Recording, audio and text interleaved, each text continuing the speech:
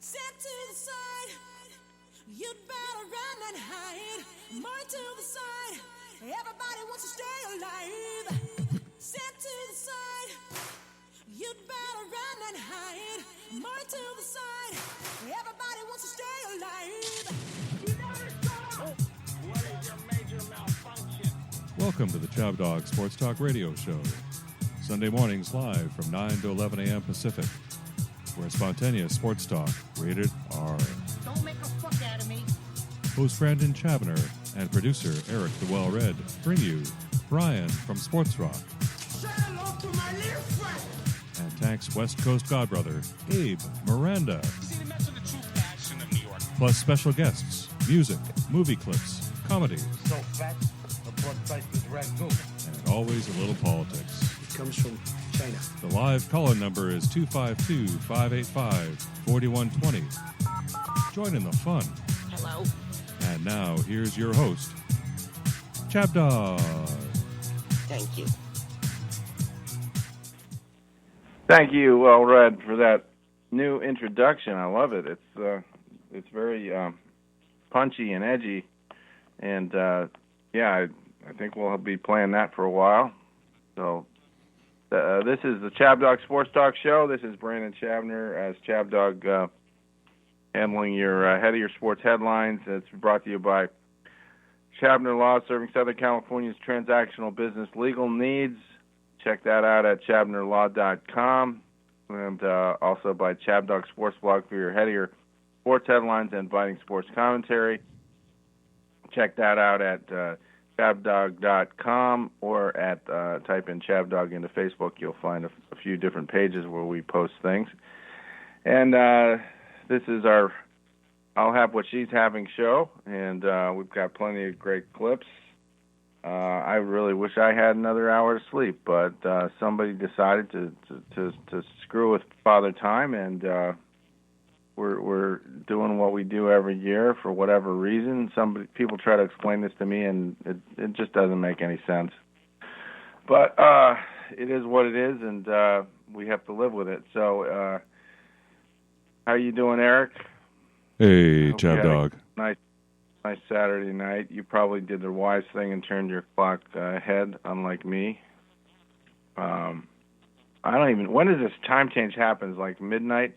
It happens at midnight, and it just magically becomes 1 a.m. 2 a.m. We don't lose 2 hours.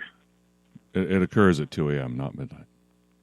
It occurs at 2 a.m. So there's no nothing officially happens between 2 and 3 a.m. in the morning. An hour just magically appears. An hour just magically disappears. So anybody that had a meeting planned at 2 a.m. Was rudely mistaken. Well, they have to have it twice.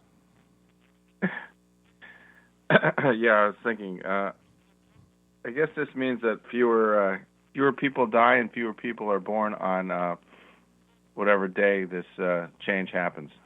But then it evens out later in the year. You get that hour that they give us from God that nobody really takes full advantage of.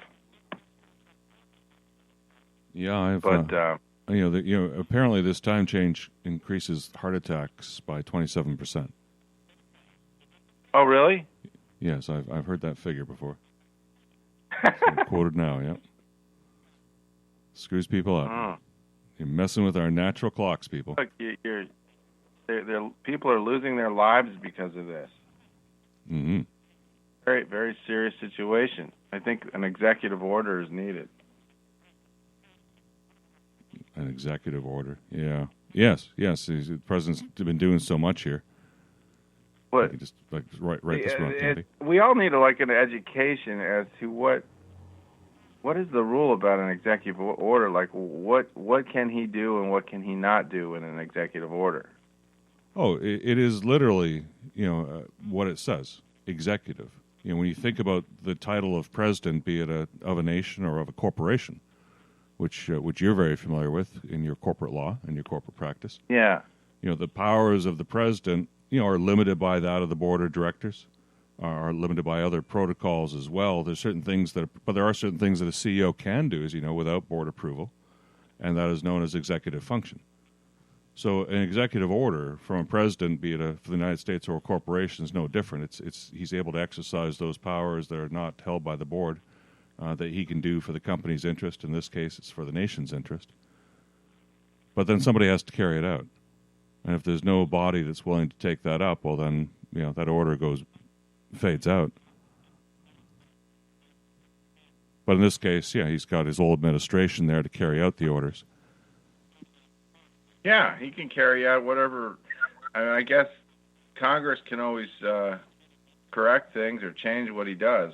Well, remember, there's certain things that that orders can't do. So just like a board of directors, Congress is that board of directors, and President can't do anything with regards to spending and budgets because that's the prerogative of the Congress. So he can't really start any new programs. So you look at the way that the previous president. Had the desire to build the wall, had the people ready to do it, but couldn't get the funding for it because he doesn't have the power to assign funding to things. So that's a limitation right there. Yeah. Mm-hmm. So there's checks and balances on it, but he can take, just like a president of a company, the president of the United States, anyone in that role can take quick action if they see there's something important that needs to be done, especially involving security things. He can, through executive order, say, hey, we're gonna close down the border here because there's too many people rushing it, and move the National Guard down there to take positions to keep people out of the country, or not. Yeah. How did we get off this executive order tangent here? Thanks for that explanation. So one thing that did happen yesterday, which saddens me, is that Marvelous Marvin Hagler passed away. Yes, what a shame. He was only 66. He was a pretty impressive, imposing fighter. As a kid, I remember watching his classic confrontations with Sugar Ray Leonard and with Tommy Hearns, the Hitman, among others. He had quite a few big fights. And I think he was was he middleweight or no? Maybe it was. I get these weight classes a little confused. Maybe it's welterweight. But he only knew one direction in the ring, and that was moving forward. Mm-hmm. And great fights with Sugar Ray Leonard. And I posted something with Tommy Hearns as well. There was an amazing first round of his fight with Tommy Hearns. Yeah, speaking of which, we've got a great show going here today, ChabDog. We've got some boxing clips today. We have clips from the film Born Yesterday from 1961, a poignant clip from Dragnet, more clips from All the King's Men from 1949. We have Sam Kinnison's first time on Letterman. We have the best clip from the movie Runaway Train in 1985. Of course, we have clips from our title today, I'll Have What She's Having, When Harry Met Sally, and even a tank taste test today. And speaking of tank, I want to welcome Abe Miranda. He's called in, ChabDog, and he's on the show now. Hi, Abe. Hi, good morning. How are you doing? Good, thanks. Do you have an update on ChabDog? I don't know if you heard that Tank was in the hospital yesterday. His cellulitis has been acting up, and so he was... I didn't know that. I'm sorry to hear that. Well, our thoughts go out to him for a speedy recovery.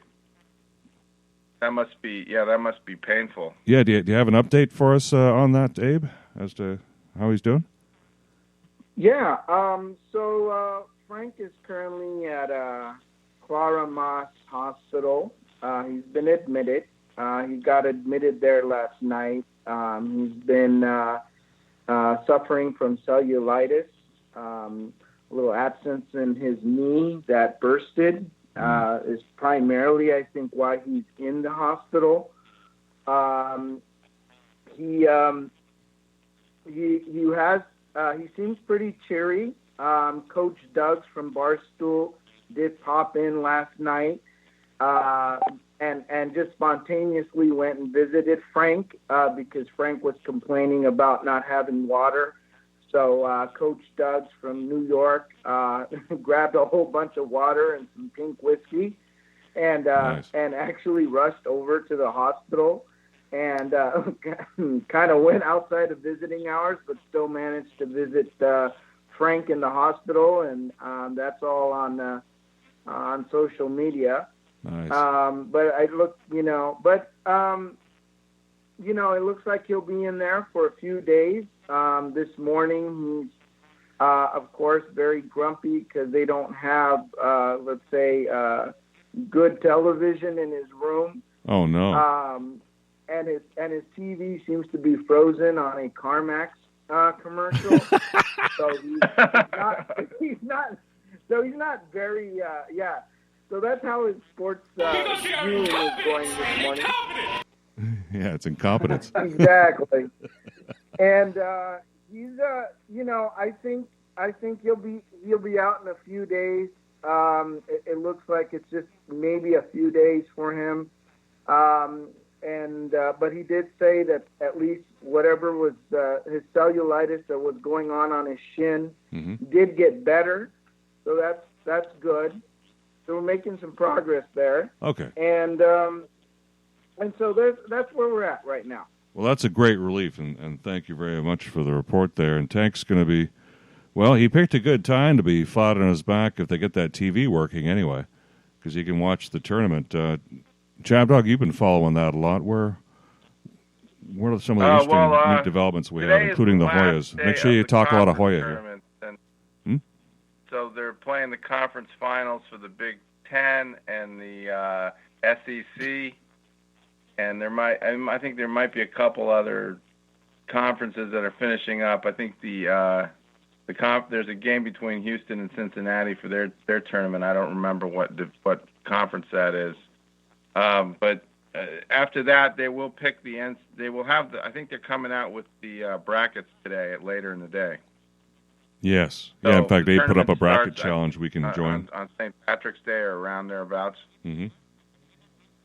So it brings back memories of when we went to see the tournament in St. Patrick's Day in Manhattan Beach. I remember that. That was about 5 years ago.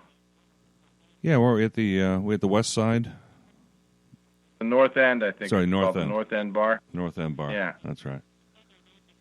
Yeah, that was a lot of fun. People will. I think now that they're changing the rules now for starting next week, where they can have indoor dining for like 25% capacity in these restaurants and bars. So I guess that makes it possible to go to a bar and watch this if you're one of the lucky 25%. Mm-hmm.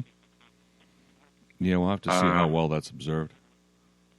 Well, that's a big. I know a lot of people excited about that, and so the tournament's starting up. There's notable absences. Duke isn't in it. Kansas isn't in it. I don't think Kansas is because they had somebody with COVID or had a COVID exposure. And it wasn't Les Miles exposing himself? Yeah. But poor Les Miles. Les Miles is gone now at Kansas. I guess they had to negotiate some kind of walkaway for him for whatever he did at LSU, which he denies wrongdoing, I think. But that doesn't matter these days. Well, so is Cuomo. Accused of something, Yeah, so is Governor Cuomo, so does Gavin Newsom. Yeah. He did a bad job at Kansas, and they just wanted to get rid of him. I think he was like 3-18. So you tell me what you think of that record. That's just like A-Rod wanting to get rid of J-Lo. I haven't kept up with that. Are they getting a divorce? Well, we'll get to that in a moment. Let's circle back to basketball here because there were some other exciting things going on, like Iona's back in with Rick Pitino. Oh yeah, did they win their tournament? I guess I saw them I think they were in the finals playing of their conference. I forgot who they were playing. Oh, it was some Crichton or something. No, that was the Hoyas beat Crichton. No, Pitino. Well, anyway, Iona beat Iona. some no name from wherever, Pawtucket or who knows what, goodness knows where. But Pitino won. Iona's in. Here's a good question: who's the only Well, I don't know of any other NBA players that came from Iona, but there was one guy I remember. Do you remember who that was? I'll bounce this one to Abe. Abe, do you know who this is? I'll give you a hint. All right. Do you know this, Abe? Go ahead, ChabDog. Yeah, he played for the Washington Bullets. Oh, the When they were Boulets. called the Washington Bullets. Yeah, the Boulets. In the I think it was the 80s or the 90s. Jeff Ruland, you know him? I would never have guessed that. Yeah. Big white guy with a mustache. Wow. Okay, so he's in the deal. Yeah, so that's what I can tell you about Iona and basketball. Mm-hmm. I don't know much else about Iona, but I guess it's where coaches like Rick Pitino go after they've not their welcome for NCAA violations. Hey, how about them fighting Illini? Yeah, they're looking pretty stout.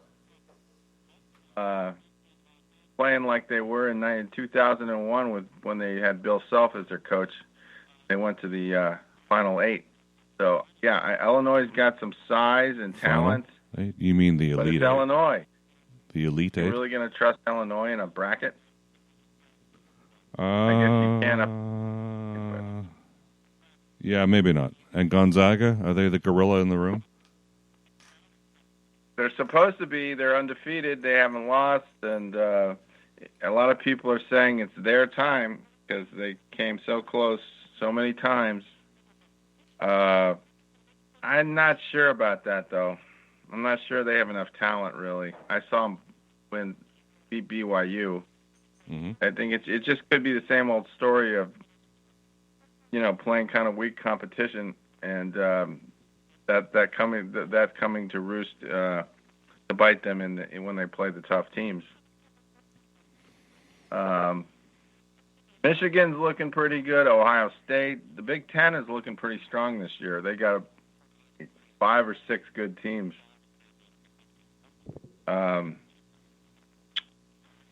Alabama has a good team. Mm-hmm. They're playing for the SEC championship. Or no, actually it's LSU is playing. LSU and Alabama are playing today. So Alabama could win both football and basketball. That's a possibility. That'd be interesting. Hasn't happened since Florida did it about 15 years ago. Mm-hmm. And of course, yeah. So I hope the tournament's exciting. I guess hopefully my guess is they'll have 25%, 20% capacity at these games. Is that what you've heard? well, that's what I saw last night. They're playing in Indianapolis. Yeah. And you look around. There's people there. It's not crowded, but there's people there. It looks 20% looks about right. And that's like basketball, college basketball central. They love it there, don't they? Yeah, and Indiana has been pretty open throughout the lockdown. So they're like the Florida North. Oh, so they're not going to put up with any of this nonsense about COVID. It doesn't seem like I'm hearing a lot of problems these days with the states that are more open. I don't hear a lot of COVID related. I think it must be because of the vaccine. Yeah, that or their public health policy, the practices they had in recent months, perhaps a combination of the two. It's going to be really interesting to study this when we get past, to look back and see why things were the way they were, because it's hard to explain while we're in it right now. Yeah, I mean, at some point it just doesn't make a lot of sense for some of these states like California to be so more restrictive. Well, we're coming out now, but it's the threshold that was set. Is that you look at it and say the threshold that was set for California, did it accomplish what it was set out to do? Well, if you judge it against other states with different thresholds, no. So then you say, well, it was just the threshold. And why was it set? Well, we were never really told. The science that our government talks about was never really explained, or any justification as to why they picked that number. But from picking that number, yeah, it just seems very arbitrary, and it hasn't saved any extra lives or done anything good compared to other states. Well, and it may have, yeah, and like people have been speculating, it may have cost lives because of all the substance abuse that goes along with being stuck at home and not having an income, and domestic marital issues that are raised, and mental issues, education, of course, kids and Zoom calls and stuff, and a whole bunch of bad stuff that comes with losing your job. Yeah. But at least we all got, or a lot of people got some relief. So well, and we don't want the people to suffer. And it's in one sense, this huge stimulus package of $1.9 trillion being passed is going to wallpaper over all of the poor policy decisions that the state of California made. But on the other hand, if you want if you want California to pay for those mistakes, the government to pay for those mistakes, guess what? It's the people who pay. So I'm in one sense I'm very grateful that money's coming, and is going to wallpaper over so that people aren't going to suffer. But on the other hand, it's like, geez, if we'd run the place better, we wouldn't have need to borrow so much money and put this burden on our children. Yeah, like somebody said, that there's no such thing as free money. Somebody's going to pay for it in some way, shape, or form. Yeah. So yeah. I guess. I mean, the laws of gravity still exist today, even though we either don't want to think about them or even talk about the potential consequences of all this. But in the past, this kind of reckless borrowing was like, you wouldn't even consider it. It wasn't. Mm-hmm. It's just absurd today to think that you can just borrow like this and have no consequences, and you're not going to have any large economic problems like a runaway inflation. I mean, or just monetary loss. I think a lot of people are waiting for that to happen, but who knows when that kicks in exactly? Well, if it ever. Yeah. So we do have I did get another train movie clip for Abe. I'm not sure he could name this movie. You want to play the clip and see if he can name the movie? Okay, yeah. I'm just looking for... Oh, there we go. Yes. This is a great clip. Take the first west at McKesper. Get onto the Bellport siding. Get the emergency crew ready and evacuate the plant immediately. Get them as far away from the plant as possible. You got 10 minutes, if you're lucky. Get off my back, woman! Mr. Barstow, I have 2 very dangerous prisoners on the loose. I don't give a shit if your whole goddamn prison's on the loose. I got a killer train on my hands with 3 goddamn people on board, and I got no free tracks left to play with. Right. So do me a fucking favor and get lost, or I'm gonna have your ass kicked out of here! On the double! You keep an eye on her. I'm gonna go take a leak. Do that.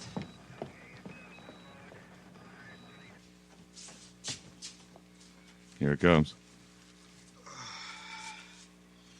Who's taking that leak? Oh, that feels so good.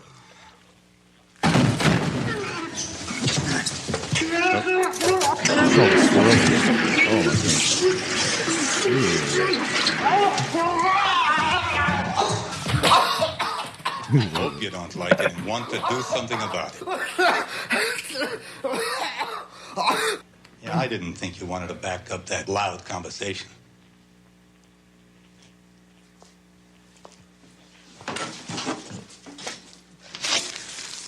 Wipe that piss off your face. And I want to hear any more crap out of you.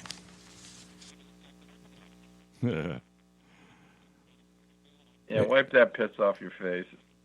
Now, Abe, you don't have any trouble with public urination or defecation on any of your trains, do you? Oh, that's terrible. Yeah, no, that's a horrible experience for anybody. I mean, that's just I don't know what to say. That's just terrible. But this was in a bathroom. This wasn't on the train that he had that happen to him, right? No, he got a swirly. That's what he got. That's a bad experience too. Did they have swirlies in the Marines when you were there? No, maybe they did. I'm not sure, but I'll tell you one thing: it wasn't me. So I'm good in that camp. But I didn't see anything like that in the Marines. I saw it in high school. Did you ever see it in high school? No, we went. I went to a good school here in La Crescenta. I think the worst we did was, somebody was smoking in the bathroom. But no swirlies. Wow. Yeah, I went to an all-boys school, so they were, a little more. My fellow classmates were a little more amped up sometimes.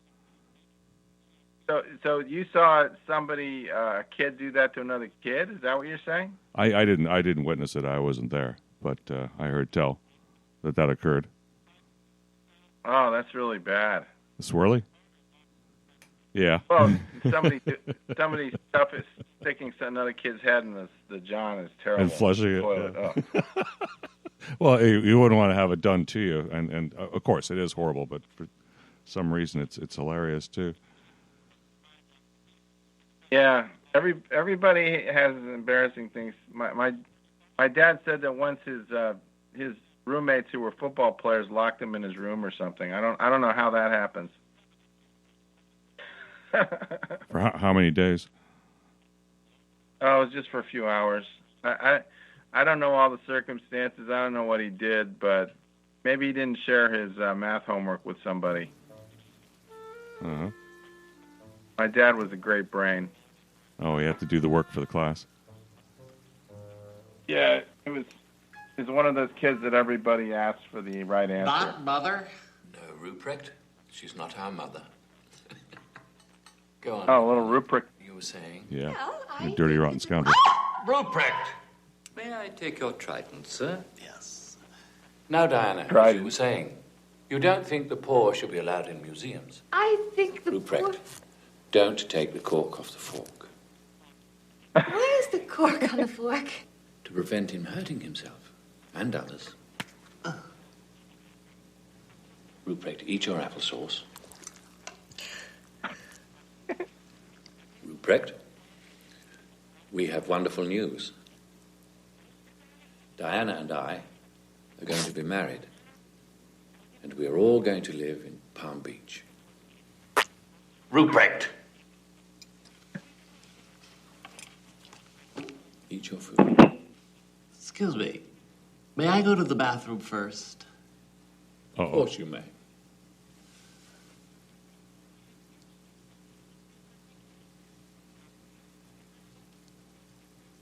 Yeah, you can tell by the look on his face. Yeah, he's getting that relieved look. Yeah. Thank you. Oh.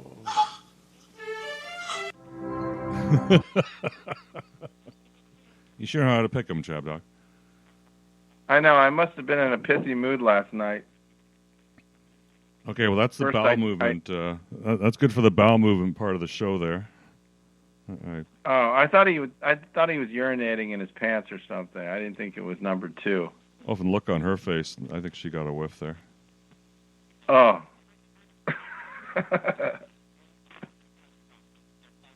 Yeah, one of Steve Martin's greatest moments. We haven't seen a lot of Steve Martin in the last 25 years, have we? Yeah, perhaps not. But, people come and go. Hollywood, maybe he's been blacklisted for all of his previous stuff. Oh, I don't know what he ever did that was blacklistable. It does happen with a lot of actors that, that they have kind of their hot streak and then you don't hear from them. For whatever reason. Yeah, he's been blacklisted. Here's something ironic for you that I figured out. When we were kids growing up, and Abe, maybe was this true for you too, that who were the people doing the censorship then? They were, as I remember, there was censoring going on. There was the motion pictures in terms of the code, in terms of what you could or couldn't do. You had television, the Lucy Ricardo, the Ricardos sleeping in separate beds, and you couldn't swear, you couldn't show boobies on TV and things like that. You had Tipper Gore and the moral majority, wanting to put warnings on music. Remember all that stuff? Definitely. Yeah, that was all the right wing. It was. I remember it was just very. There was just a lot of things that weren't done. But then, I look back and it was like there was a lot of things that were done, and and I think it's like, now it's even, it's a lot worse than what it was in the 80s or 90s, and so it's kind of like, back then it was like, oh, that was restricted, and now you look at it today and you're like, wow, it's even more restricted today. So yeah, but it's restricted in another way. Back then it was there was a restriction against socialism, the McCarthy era, against communism and people with socialist tendencies and such, and of course they were purging people out of Hollywood then for their leftist ideas. And now today it's the leftists purging people out of Hollywood for their right-wing ideas. So it's the same shit, different channel, isn't it? I mean, it's funny to see that in my lifetime I've seen the pendulum swing from one side purging the other to the other side purging them back. That is a great way to put it. That is an excellent way to put it. You're correct. Come for a full circle. Yeah. So it's back to what goes around comes around, and you'll get yours someday. Yeah. Yeah. Now it seems like it's a lot less. The censorship's a lot less in terms of sexual, sexual related things. People sleeping in the same beds and language. I mean, now it's like it's all about politics. The dirty words you can't say on TV, you can say them all now. I mean, George Carlin would be out of a job now. You can say all those 7 words on a number of medias, and the ideas that you can express, the vile and profane ideas that you can express are wide open now, except when it comes to race. And you can say whatever you want about the white race, by the way, but except when it comes to race and politics. Well, it's like what we were talking about last week with the word that Brian used in his post, which got him thrown off of Facebook. And, that word was bandied around about a lot in movies before that, in the 70s and 80s, probably after that too. So, but now you can't say that. No. Apparently, I hadn't got that memo until, until that show, so I know better now. Yeah. Well, now we have it. Yeah, like I'm not going to die on that bridge. I'm against blocks of speech, but you're infringing our freedom of speech, but I'm not going to die on that bridge for that word. No way. No. I mean, let's face it, times change, and you have to go with the flow and adjust to things, or you get crucified. Yeah. Yeah, exactly. You're branded a bigot, or a number of things. And we're not that. Like the royal family this week. Abe, did you catch any of that interview there between Oprah and Harry and his lady friend? You know what? I didn't really catch. I didn't even watch it. It's just like, the only thing that matters to me is that the royals are living somewhere in California and that they're paying these wonderful taxes here. Mm-hmm. And as long as they're all here paying these taxes and expanding our freeways or doing whatever, they're all welcome here. Now, did your wife watch any of it? No, I don't think even my wife watched. Oh, good man. I mean, it's just, it doesn't impact me. I mean, I don't lose any sleep over what, the royals do. That's their problem. And you know what? Just keep paying the taxes. That's all I say. Exactly. The good tax things. Pay that property tax. Foreigners. Pay that gas tax. Keep funding our economy. Let's expand the freeways. Let's do something good. Just keep on coming. Just keep paying. Yep, that's a good way to put it, because really, like, what does this amount to anything? We had a lot of important things going on this week, and this was a distraction to them. Yeah, ChabDog, I'm sure you don't even know what I'm talking about, do you? Well, I know about that interview that they did on Oprah, where they aired their dirty laundry, and complained about various things. Mm-hmm. And then the pushback from some of the people allied with the royal family, so it did turn into a pissing match, and it is sad because it's a family that is being kind of torn apart right now, and I guess nobody is going to back off, so they're going to be feuding. They're going to have a problem for, I guess, quite a while. They are, but this isn't going to, this distracts us. I wouldn't say this is more important than, say, the folks gathering on our border right now and currently crossing it as we speak, or the continued more women coming forward against Governor Cuomo as well, and his intransigence. Doesn't seem to matter at all, does it? I mean, it doesn't. I kind of feel like anybody could say anything and he would still insist that he's staying where he is and that he didn't do anything, and so I think he's basically forcing the New York legislature, if they want to impeach him, they're going to have to get the votes. I don't know if they have it. When Chuck Schumer comes out and says you should resign, like you should have resigned long before that. I mean, this is getting embarrassing now. Pretty bad when it comes to this. Well, he's just a senator. He can't force them to do anything. Let me ask Abe. Abe, Cuomo, his defense is that democracy is best served when the people voted me here. Now you have allegations of wrongdoing and you want me to leave, but that's not democracy. Democracy is let the court investigate this and take its way. And if it's proven that there isn't, then I should still remain in office because the people voted me in. Do you think that does that argument hold water with you?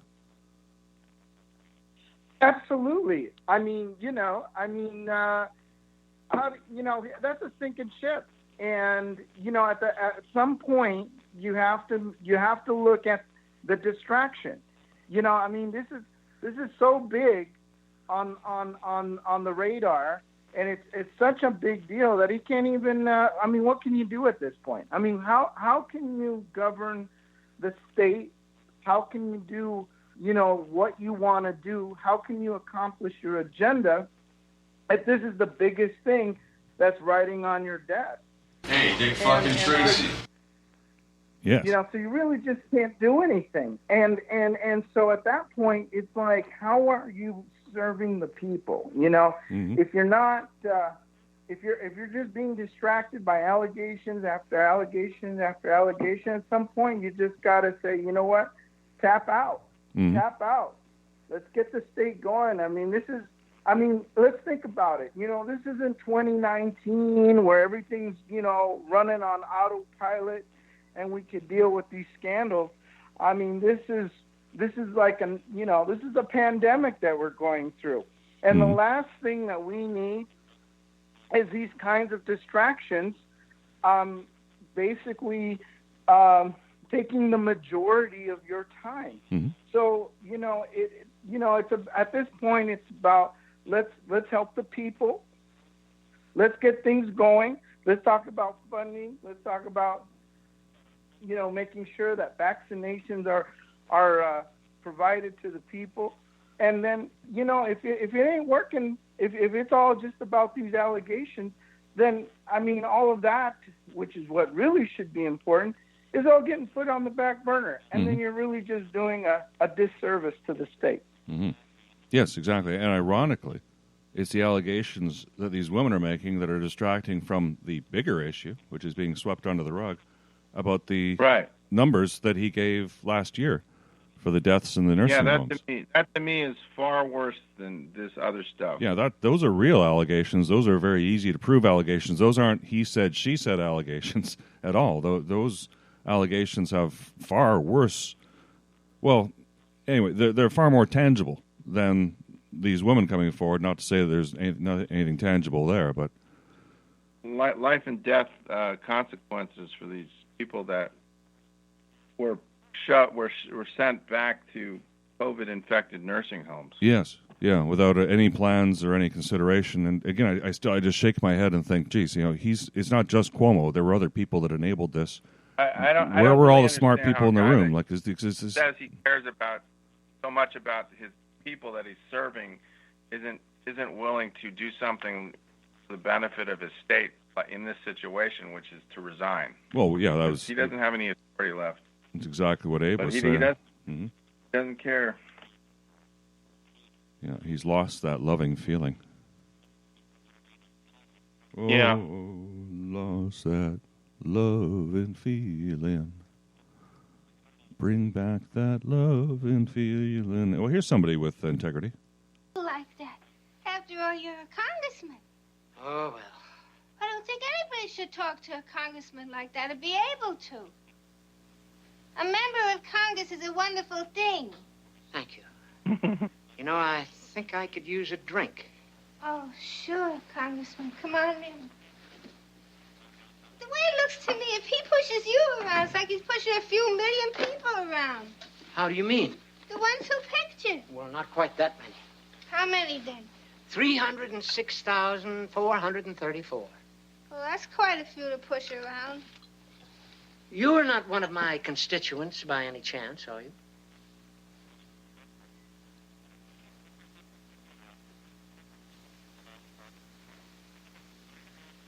I mean, are you one of the people who voted for me? Oh, I never voted for anybody. Why not? I don't know. I wouldn't know how, I guess. Simple. You just press a button. Yeah, but which one? Well, you listen to the make up your own mind. That's all there is to it. Yeah, but why do you take it from Harry? That's what I want to know. You're more important than him. You're a congressman. Yes, and as such, I have a great many duties and responsibilities, and the operation of government is very complex. Why should it be? I understand it pretty good in the books and when Paul tells me. But when I see something like this happen, it's like different. How? Well, when it gets down to what should be the laws and what shouldn't, is Harry more important than anybody else? No. Then how come he's got so much to say? Whoever voted for him? Yeah, now he takes a drink. Well, we'll have a nice long talk about it sometime. What a voice. Yeah, Judy Holliday. Is that from Born Yesterday? It was Born Yesterday, the 1961 movie. Yeah, and Broderick Crawford's in that. I don't know if we have a clip from him in that movie. Oh, yeah, we got a Broderick Crawford clip for that one, too. You want to play one of the Broderick Crawford clips? I could use some of him right now. Okay, coming right up. Just because you read a book. You're as dumb as you ever were. You think so, huh? Yeah, but I don't mind. You know why? Because you're the great... Leave me alone, Harry! Come here! No! I never seen you like When that. you do things like this, I feel like I want to go away someplace. Where? I don't know. I'll wind up here in a couple of weeks. We'll go to Florida, maybe. I mean alone. You know what I think? I think you're gone nuts. Maybe. All right, calm down. I can't. Why not? I don't know. He's yelling. I just know I hate my life. There's a better kind. I know it. And if you read some of these books, you know it too. Maybe it's right what you say. I'm still dumb. But I know one thing I never knew before. There's a better kind of life than the one I got. Who are you? I suppose you think you'd have been better off with that lousy saxophone player. At least he was honest. Ah, he was a dime a dozen chump. He worked for a living, that's one thing. I worked since I've been 12 years old. Nobody never give me nothing. If a man goes and robs a house, that's work too. In my whole life.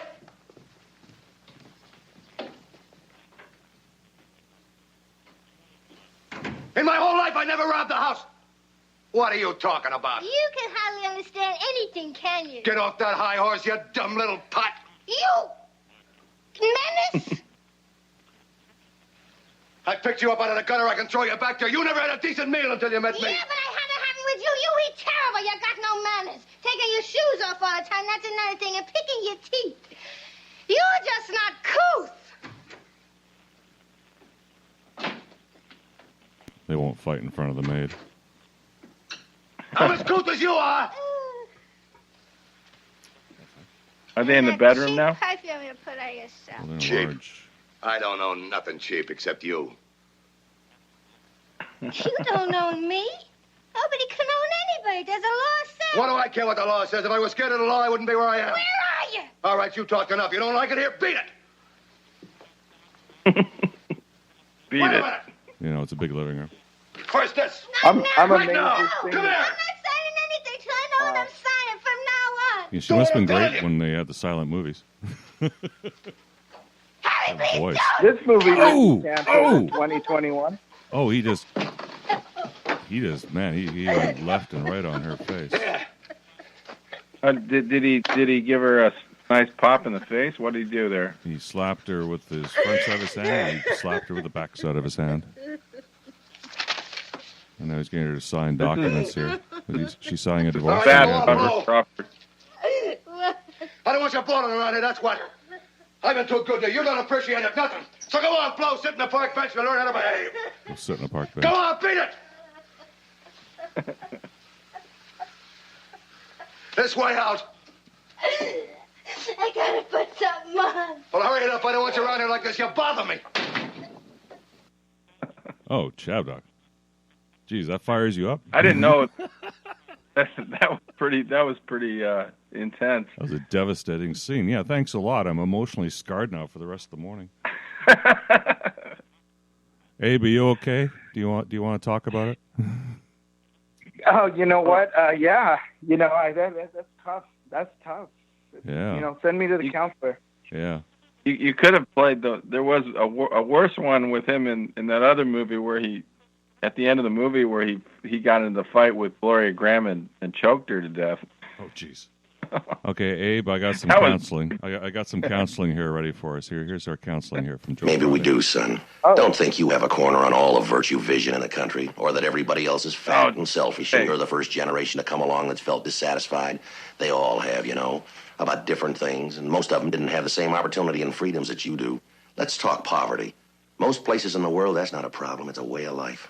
And rights, they're liable to give you a blank stare because they may not know what you're talking about. The fact is, more people are living better right here than anywhere else ever before in history. So don't expect us to roll over and play dead when you say you're dissatisfied. It's not perfect, but it's a great deal better than when we grew up. 100 men standing in the street hoping for one job, selling apples on the street corner. That's one of the things we were dissatisfied about, and you don't see that much anymore. You're taller, stronger, healthier, better educated, and you live longer than the last generation. And we don't think that's altogether bad. You've probably never seen a quarantine sign in your neighbor's door. Diphtheria, scarlet fever, whooping cough. Probably none of your classmates are crippled with polio. You don't see many mastoid scars anymore. We've done quite a bit of fighting all around the world. Whether you think it was moral or not, a lot of people are free today to make their own mistakes because of it. And that may just include you. I don't know. Maybe part of it's the fact that you're in a hurry. You've grown up on instant orange juice. Flip a dial, instant entertainment. Dial 7 digits, instant communication. Turn a key, push a pedal, instant transportation. Flash a card, instant money. Shove in a problem, push a few buttons, instant answers. But some problems you can't get quick answers to, no matter how much you want them. We took a little boy into Central Receiving Hospital yesterday. He was 4 years old. He weighs 8.5 pounds. His parents just haven't bothered to feed him. Now, give me a fast answer to that one. One that'll stop that from ever happening again. And if you can't settle that one, what about the 55,000 Americans who will die on the highways this year? That's nearly 6 or 7 times the number that'll get killed in Vietnam. Why aren't you up in arms about that? Or is dying in a car somehow moral? Tell me how to wipe out prejudice. I'll settle for just the prejudices you have inside yourselves. Show me how to get rid of the unlimited capacity for human beings to make themselves believe that they're somehow right and justified in stealing from somebody or hurting somebody. And you'll just about put this place here out of business. I don't think that we're telling you to lose your ideals or your sense of outrage. They're the only way things ever get done. And there's a lot that still needs doing. And we hope you'll tackle it. You don't have to do anything dramatic like trying to come up with a better country. You can find enough to keep you busy right here. While you're at it, don't break things up in the name of progress or crack a placard stick over somebody's head to help him see the light. Be careful of his rights, because your property and your person and your rights aren't any better than his. And next time, you may be the one to get it. We remember a man who killed 6 million people and called it social improvement. So hang in. Don't try to build a new country. Make the old one work. It has for over 400 years, and by the world's standards, that's hardly more than yesterday. Wow. Wow. Now that was really great clip. Thank you for playing that. Oh, and Abe, that helped me. How do you feel now? Eric, you know what? I'm going to call you coach.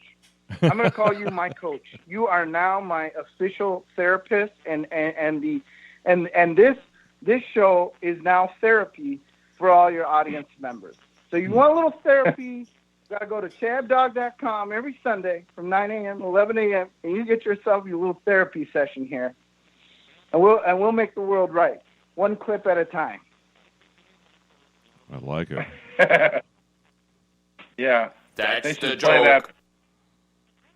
They should play that for all the people that are destroying police stations and terrorizing diners and causing mayhem for no good reason.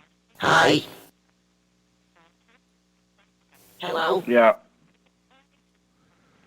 And then we have Saul Rosenberg as well. Yeah. And, but that was the great Jack Webb and Harry Morgan, I think, the guy from MASH. Yeah, that's right? Harry Morgan. Yeah, he shows up in a lot of movies. Harry Morgan? But I guess Harry Morgan, yeah. I don't remember much of a movie career with him. Well, he's an older guy he was in just doing films for years and years and years as a supporting actor, and just one of the better supporting actors out there. The other guy that's good that I was profiling in some of my posts last night was Kenneth McMillan, and I don't know if you saw that thing I posted about him. No, I missed that one. Kenneth McMillan? Who's that? Yeah, he was in the Pope of Greenwich Village, Ragtime. He's kind of a chubby Irish guy, and often plays the kind of blue collar police chief type. He was in Dune. Did you see Dune? Sting was in that movie. No, I never saw Dune. Sting went on and on in an interview about how great an actor McMillan was. Mm-hmm. He said, he learned a lot from just watching him. Dune is a really sick movie, though. Want to know about a sick? Did you ever see Dune? Abe? No, I have not. Yeah. Yeah. And Captain Picard? I can't even. Wasn't that Captain Picard guy in science fiction by David Lynch? Yeah. Who did? David Lynch did. I think he did Twin Peaks and Blue Velvet. Correct.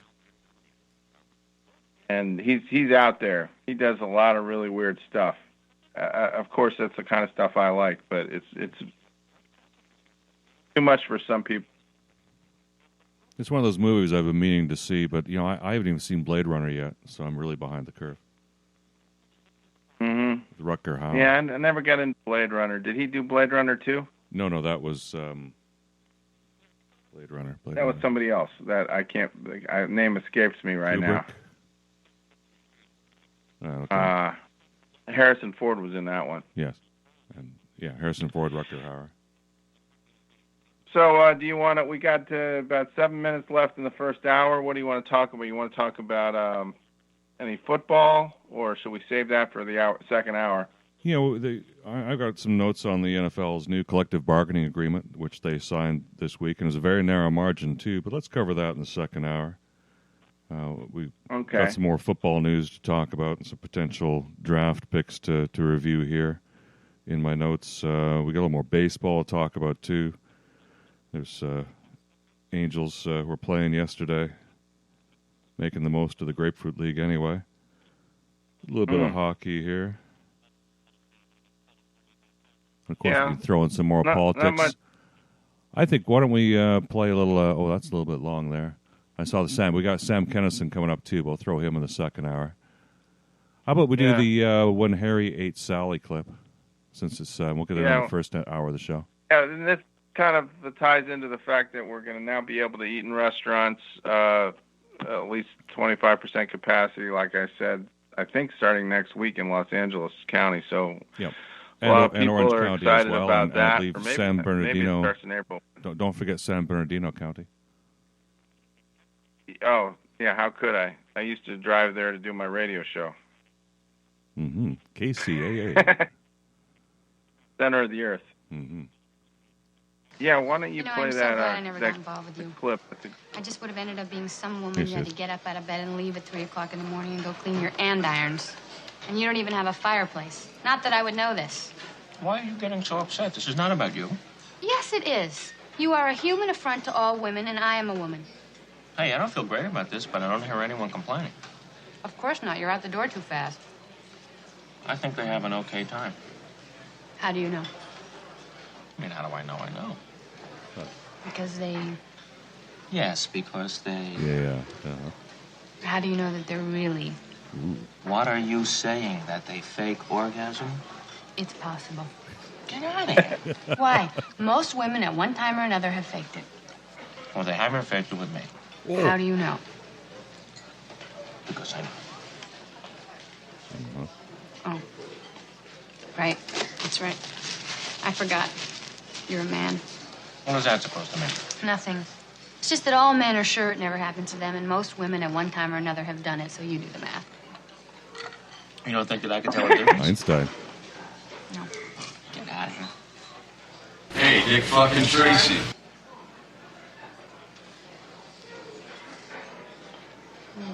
Here it comes. Oh. Ooh. Are you okay? Oh. Oh, God. Ooh. Oh, God. Oh. Oh. Oh. Oh, God. Oh, yeah, right there. Oh. Oh. Oh. Oh.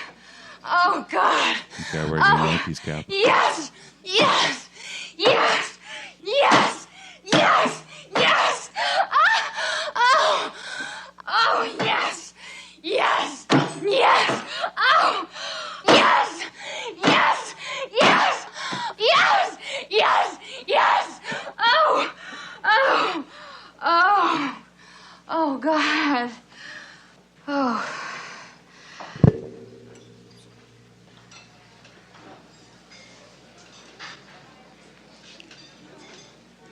How much do I charge for this session? Wait, actually, how much do you charge for this session? Because I've already gotten 2, and I'm a satisfied customer already. 5 stars, sir. 5 stars. Jeez, I need You didn't play the clip. Didn't have the famous part at the end where she said, "I'll have what she's having." Oh yeah, it was there. It was? I didn't hear it. Oh, yeah. That's the best part of the whole thing is when that B. Arthur woman says, "I'll have what she's having." Yeah, it's gee, I feel like a cigarette now. Didn't she remind you of B. Arthur? I did. I thought of her, Maud. I thought Meg Ryan crushed it. Meg, that was pretty good, but I could tell she was faking it. Oh, really? What sounds do you hear that she wasn't making, ChabDog? Not that I've ever had personal experience with a woman that did that, but I just felt like she was breathing a little too heavily, saying God too many times, and the fist pounding was a little over the top. Gee, you seem to know a lot about this, ChabDog. Yeah, I feel really bad for anybody that has ever had to do that in their life. I mean, I wonder if any men ever do that. Well, you quite an imaginative imagination this morning. Well, I used to see signs. There were protesters, and they would say fake furs, not orgasms. And they're marching around Beverly Hills, when they used to have stores that sold furs for warmth and such, beaver pelts and things. Yeah. I don't think it's a good idea to be walking around wearing furs or Rolex watches or anything that draws attention to your net worth. Oh, that was These proven days. true, yeah. I mean, this isn't L.A. L.A. was always about being able to show your wealth and be gauche and be safe doing so. L.A. is a place where old retired stars could live in relative comfort and be recognized but not swarmed, and have open yards, and they'd give tours and such, and have tourists come by, and people would gawk at you, but at least they wouldn't be stealing your Rolex or your catalytic converter. Yeah, I heard about something that happened in Beverly Hills recently with somebody that was dining outside and wearing an expensive watch, and basically somebody came up to him in the broad daylight in gunpoint and tried to take the watch, and the guy wouldn't give it up, and so he shot at the guy and missed, hit somebody else. It was a real mess. Yeah, it was a very high-end restaurant in Beverly Hills, too. Yeah, so you probably, it's crazy. Well, we're up at the halfway point of the show, ChabDog. All right, well, let's go to the break, and I'll let you decide what to play, and we'll be back in about 10 minutes to talk football. Yeah, we got lots coming up for the second half of the ChabDog Sports Talk Show. Stick around.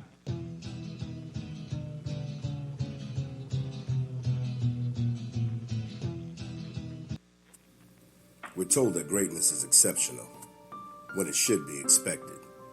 You choose every day to live your life intentionally, without apology for how bright your light may shine. So go be great. Go be brilliant. Go be you. Go defy life. The Defy Life movement is one that speaks to each of us in its own way. Defy Life gear speaks to us all by reminding us that one size does not fit all. Visit defylifegear.com to get fitted for greatness.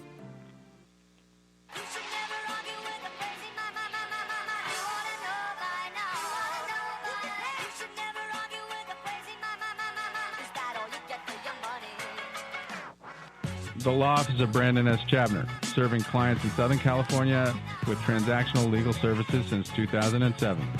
We handle general, corporate, outside counsel type work, drafting and negotiating a wide variety of business and commercial contracts, including non-disclosure agreements, independent contractor agreements, and employment agreements. Our experience includes working with public and private companies and involves a broad range of industries, including healthcare, consumer products, real estate, and high technology. Mr. Chabner has over 20 years of legal experience, having worked for some larger national firms and serving as general counsel for a multi-million-dollar private company here in Southern California before starting his own legal practice. His educational credentials include a law degree from UCLA, where he was on law review, undergraduate degree at Yale, where he graduated magna cum laude, and an MBA from Harvard Business School. Other areas of focus for Chabner Law include press release and business plan editing, pre-litigation matters, and debt and mortgage resolution work. You can contact us at 310-698-0740 and at bchabner@chabnerlaw.com. Like ChabDog said, they use 100%. Oh. He can take all comers. Hey, well, we're in for something now, folks. My next guest is making his network television debut tonight, and we believe it's long overdue. He is one of the strangest and most original comedians working today. Brace yourselves. I'm not kidding. Please welcome Sam Kinison.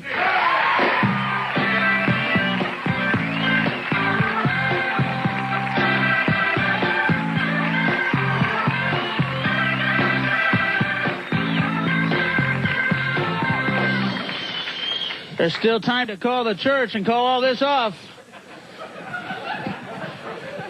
I know a lot of you come here, you watch TV, you wait every night for somebody to come on here and give you an answer for your lives, waiting for someone that'll come and say, hey, this is it. I don't have to settle for defeat anymore. I can rise up out of my routine. I can get a hold of myself. I don't have to lose. I can win. There's something inside me that's not going to let me go down anymore. But I'm not the guy. No, I don't have any answers for you. But I can tell you about one thing. Oh, yeah, you think you're safe, huh? You people over here, you think you're safe? Do you think you're safe? What's your name? Lou? Lou, you ever been married? You do me a favor? If you ever think you want to get married, if you ever think you've met the right woman, you want to settle down, you want to get a house, you want to get a car, maybe raise a family, do me a favor, will you, Lou? Remember this face.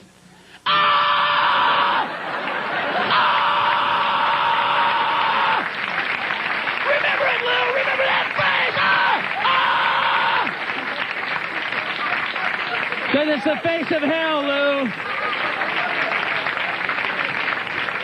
It'll be your face every day. Have you ever married? Are you married? What's your name? Bill? Tell him. Show him the face. Show it to him! Say it! Say it! Look at it!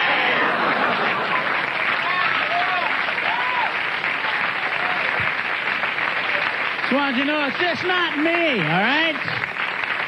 I'm trying to help here. I'm trying to do a good thing. I was married for 2 years. My life was so boring, I actually worried about my yard. The rest of my friends had goals, careers, visions. They were doing things with their lives. I was out there looking for crabgrass, weeds and stuff, going, I have a responsibility to the neighborhood. There's a weed here. And then that doesn't happen. You have kids. Have you seen those guys? Those guys in the malls with the strollers. Have you seen them? With that look on their face like they envy the dead. Somebody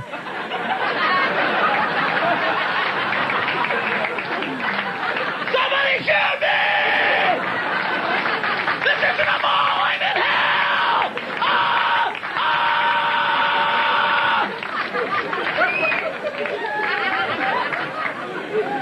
I buy it every time, though. I swear I do. I buy it every time. I love women. I can't help it. I buy it every time. Love comes to me and goes, come on. Come on. Yes, this is love. Yeah, come on. Trust it. I know you've been in love before. This is love. I wouldn't lie to you 8 times in a row. Come on. Come on, open the door. Let's see what we have for you. Oh, you lied to me again!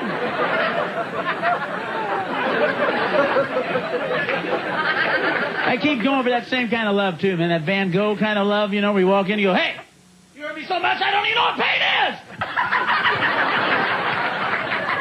Is that pain? Because I don't know anymore!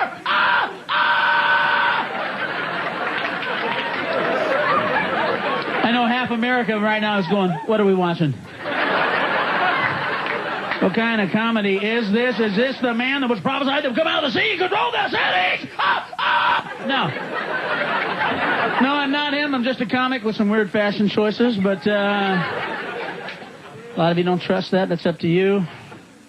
Read your Bibles, your New Testaments, your Torahs, your Korahs, whatever you think will protect you. You're not safe.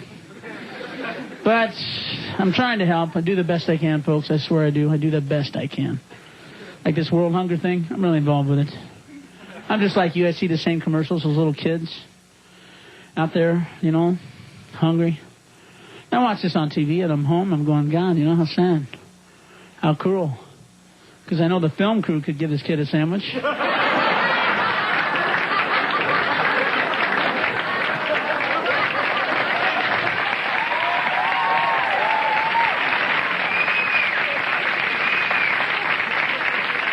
Come on, you know, there's a director 5 feet away going, don't feed him yet! It doesn't work, I see you, I'm hungry, get that sandwich out of here! Okay, Haji, back in the mud hole, all right? We're losing daylight, we are losing daylight! It's true. But I'm not trying to make fun of world hunger. If you want to do something about world hunger, I think I have an answer. I think a lot of people are adopting this attitude. You want to do something about world hunger? Stop sending them food. I mean, it's network television. I'll be the first. Look right here. Zoom in. Stop sending them food, all right? Don't send them any more food. You want to help these people? Send them U-Hauls. Send them boxes, you know, some luggage. Send them a guy out there who goes, hey, hey, you know, we just drove 750 miles across the desert with your food, and it occurred to us that there wouldn't be world hunger if you people would live where the food is! You live in a desert! You understand that? You live in a desert! Nothing grows there! Nothing's gonna grow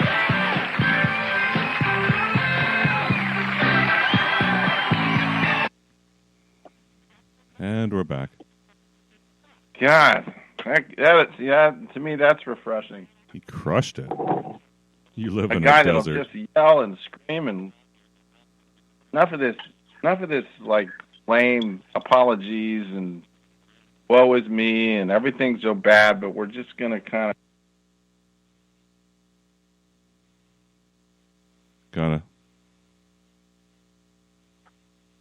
ChabDog?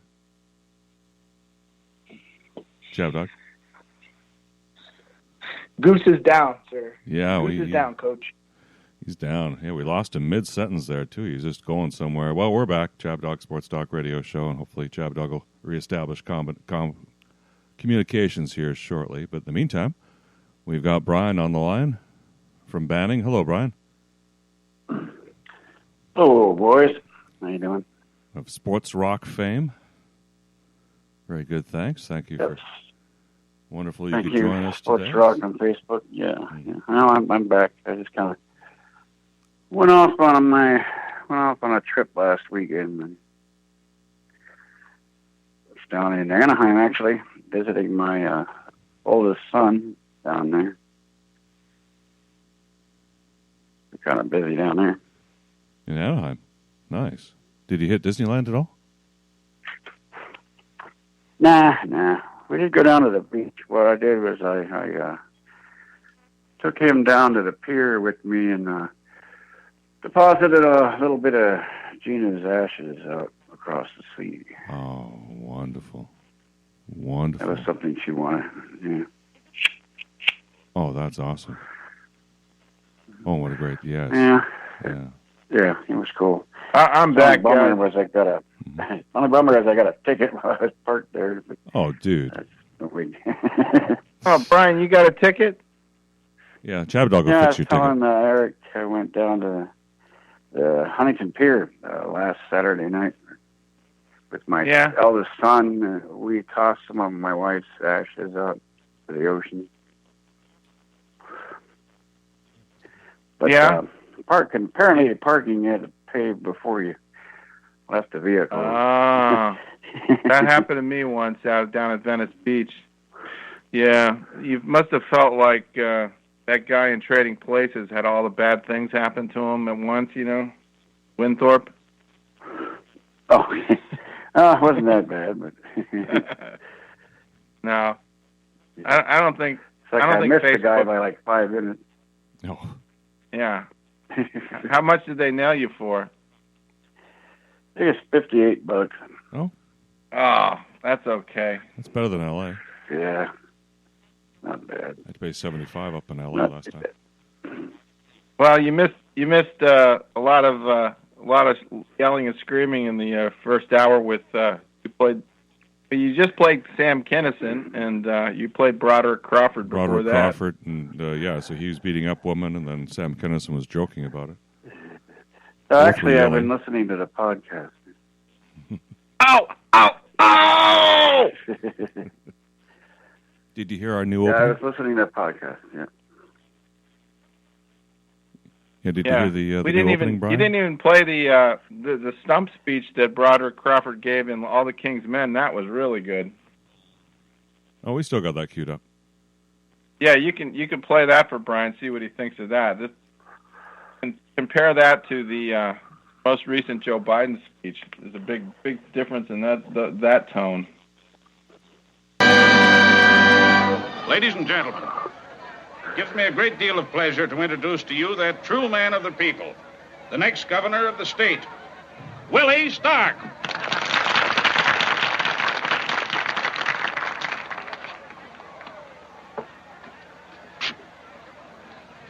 My friends, I have a speech here. It's a speech about what this state needs. There's no need in my telling you what this state needs. You are the state and you know what you need. You over there, look at your pants. Have they got holes in the knees? Listen to your stomach. Did you ever hear it rumble for hunger? And you, what about your crops? Did they ever rot in the field because the road was so bad you couldn't get them to market? And you, what about your kids? Are they growing up ignorant as dirt, ignorant as you because there's no school for them? No, I'm not going to read you any speech. But I am going to tell you a story. It's a funny story, so get ready to laugh. What's he up to?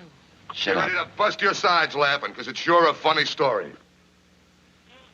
It's about a hick. A hick like you, if you please. Yeah, like you. He grew up on the dirt roads and the gully washes of a farm. He knew what it was to get up before dawn and get feed and slop and milk before breakfast and then set out before sunup and walk 6 miles to a one-room slab-sided schoolhouse. Oh, this hick knew what it was to be a hick, all right. He figured if he was going to get anything done, well, he had to do it himself. So he sat up nights and studied books. He studied law because he thought he might be able to change things some for himself and for folks like him. Now, I'm not going to lie to you. He didn't start off thinking about the hicks and all the wonderful things he was going to do for him. No, he started off thinking of number one. But something came to him on the way. How he could do nothing for himself without the help of the people. That's what came to him. And it also came to him with the powerful force of God's own lightning back in his home county when the school building collapsed because it was built of politics, rotten brick. It killed and mangled a dozen kids. But you know that story. The people were his friends because he fought that rotten brick. And some of the politicians down in the city, they knew that. So they rode up to his house in a big, fine, shiny car and said as how they wanted him to run for governor. Sadie, he's wonderful, wonderful. And he swatted it. He looked in his heart and he thought in all humility how he'd like to try and change things. He was just a country boy who thought that even the plainest, poorest man can be governor if his fellow citizens find he's got the stuff for the job. Well, those fellas in the striped pants, they saw that hick. And they took him in. Willie, what are you trying to... There he is. There's your Judas Iscariot. Look at him. Lick spittle, nose wiper. Look at him. Look at him. Hey, Tell me, look at him. That's a lie. Look at him. Come get him, boys. Come get him. Come get him. Look at him. Go get him. Now shut up, all of you. Now listen to me, you hicks. Yeah, you're hicks too, and they fooled you 1,000 times just like they fooled me.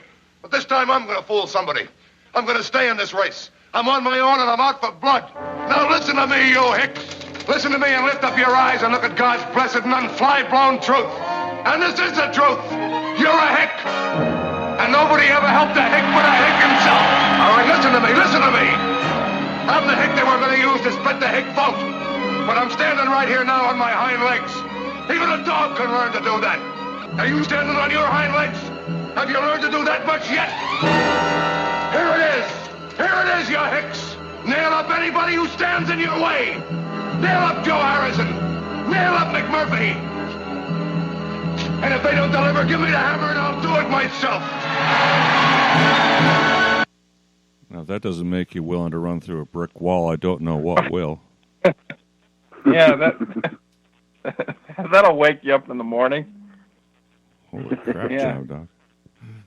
That guy was a performer.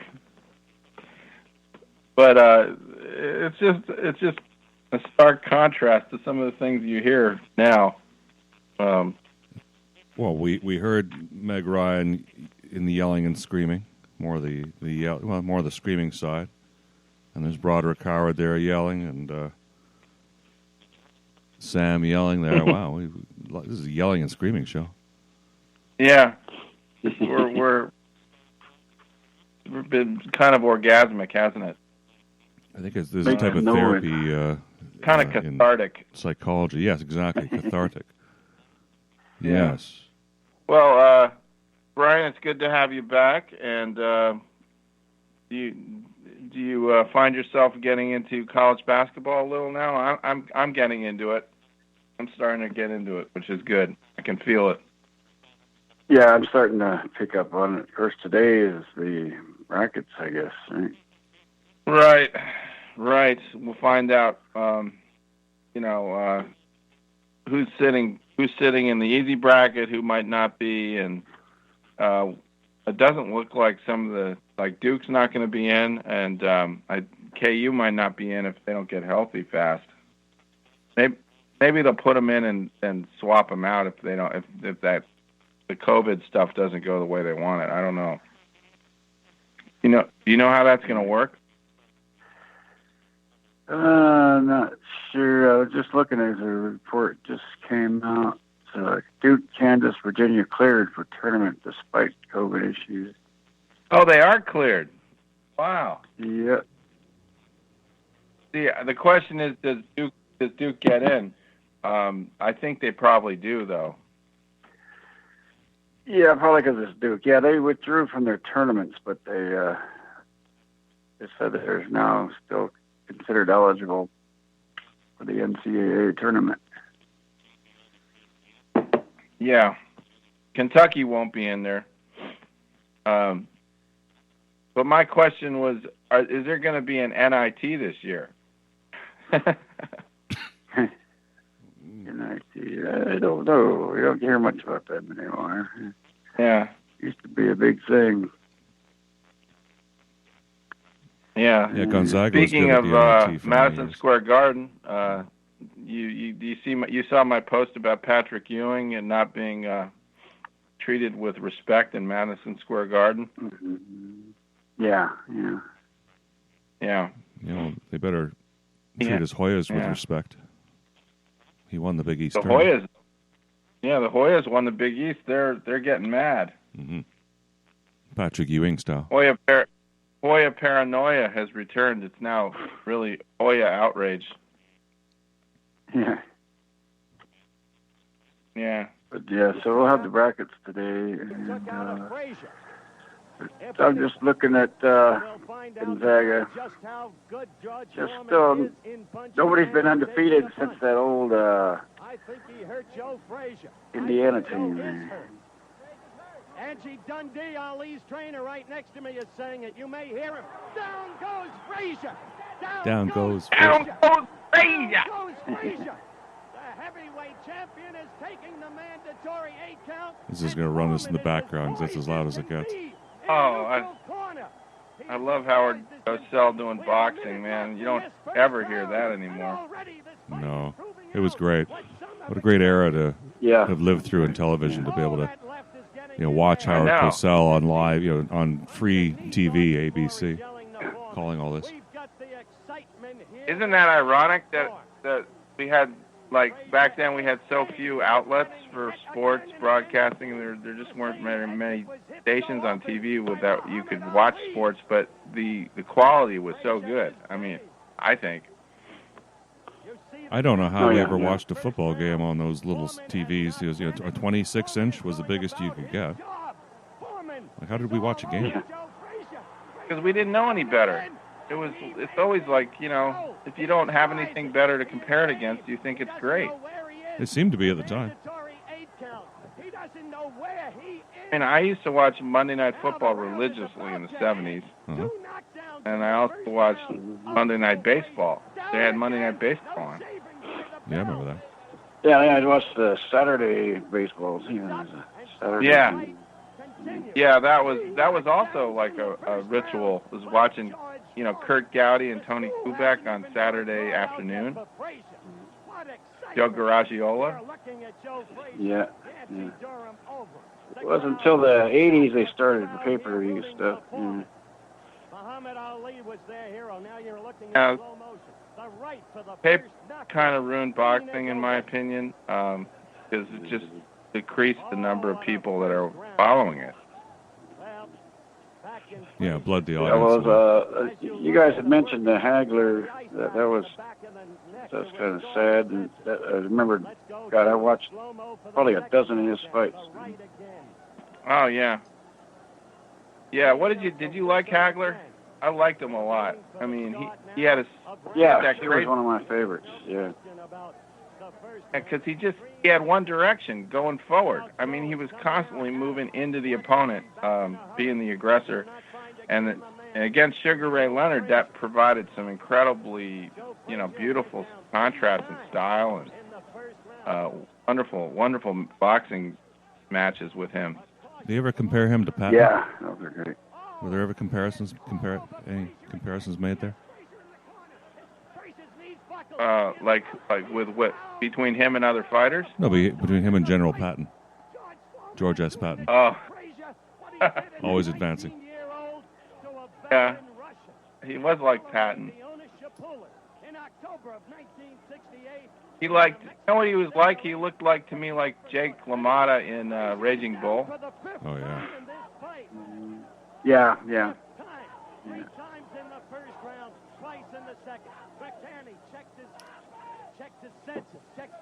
He could take a punch and he could dole it out. That one round with Tommy Hearns that I posted, that was the first round of a fight, and it was the best round I've ever seen. Oh, yeah, those are wild. That was wild. The Hitman? The Hitman, yep. Tommy Hearns. Tommy Hearns. Yeah. And then I posted the round, the Sugar Ray Leonard Duran fight where Duran said no mas. Yeah. That was some great era. Yeah. But that was weird because did you see that clip? Because Duran acted like he wanted to stop it, but then he didn't. He kept changing his mind in the middle of the fight. You know, it was like he couldn't make up his mind up. Yeah. If you watch that clip, that's what I got out of it. Was the guy wasn't thinking clearly, but he was getting the you know what beat of him. That time it was Leonard who was holding. Yeah, he just got totally frustrated. Man, this cat and mouse in the middle of the ring.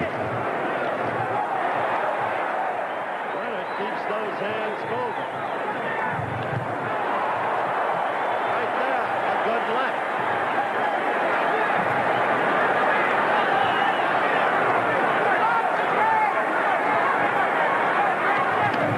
A good right. He is working Duran effectively. And Duran must resort to pulling in.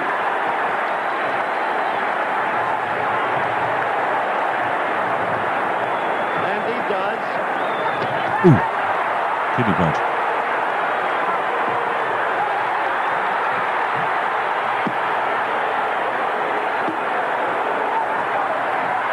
What? Duran has quit! Roberto Duran has quit! There can be no other explanation. Pandemonium in the ring, and Roberto Duran has quit. And out went another Leonard to punch at Duran. Let's get to Sugar Ray Leonard as quickly as we can. In the meantime, try to get some explanation from Roberto Duran's corner. It happened in the 8th round. Well, let's put some new light on things. It was at 2:44 unofficially of the 8th round. And there is Freddie Brown and Ray Orcel. And I want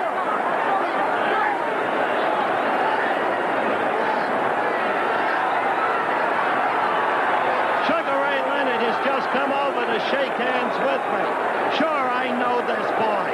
And sure, he means something to the people of this country. They called him a creature of television. And he fought his fight tonight. Creature of television. Dundee in tears of joy. Duran being hugged. I tell you, that was the most inexplicable thing I have ever seen in the ring.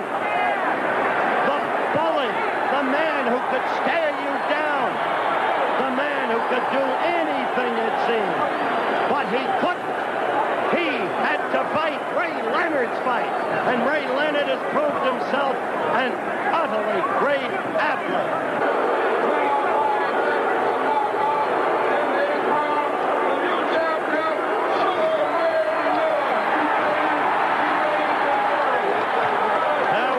Official announcement. Where is Ray? I'm sorry about the bedlam here. There could be no other way. The crowd still puzzled by the way. Suddenly, Roberto Duran said it was over. Toward the end of the fight. Here comes Duran's interpreter, Luis Enriquez, as we look at the replay. And suddenly Duran had said enough. Luis, what happened? When he stopped fighting, about the round before, he complained of cramps. Many of the punches that he was throwing, he did not like the way his body felt. So he complained to his corner. encouraged him to take it easy. That's why he was taking it easy, and the cramp kept getting worse. So it was the cramps that started in round 7 that caused Roberto to throw in the sponge. As we look at the action right there, and Roberto, you can see, was not the Roberto Duran that we have come to know through all of the years. He needed my dog. Yeah, did you hear that? Uh-huh. Cramps. He said he had cramps. Is that right? Dreaded cramps. Yeah, Ugh. he should have taken some Midol. Pampering there. Yeah. Mr. Tough Guy, the Hands of Stone guy. Yeah, I remember he had to drop some weight to fight Sugar Ray, and that turned out to be a bad move. So I don't know. He probably made a lot of money off that fight. Oh yeah. He's a great fighter in his own right, especially at his earlier part of his career. He was a monster. Mm-hmm. Ray Leonard was an amazing fighter, though, because you look at him, he didn't look like he had a ton of power, but he really did have power, and he had incredible stamina and speed. I mean, the way he could. The speed and stamina, he outlasted all those big guys. The Hagler, Hearns, Duran. Mm-hmm. Got them all. Yeah. He was the one that had the. Did he ever fight Ray Boom Boom Mancini? Oh. Boom Boom. I don't think so. Or were they different eras? Boom Boom was a lightweight. Oh. Yeah. That would have been an interesting fight. Yeah. Do you have Sugar Ray Leonard's record in front of you? Like, how many losses did he have? He probably had 2 or 3 or something really low. Let's see. There's very few, I'm sure. Let's see. Sugar Ray Leonard. Hang on. Sir?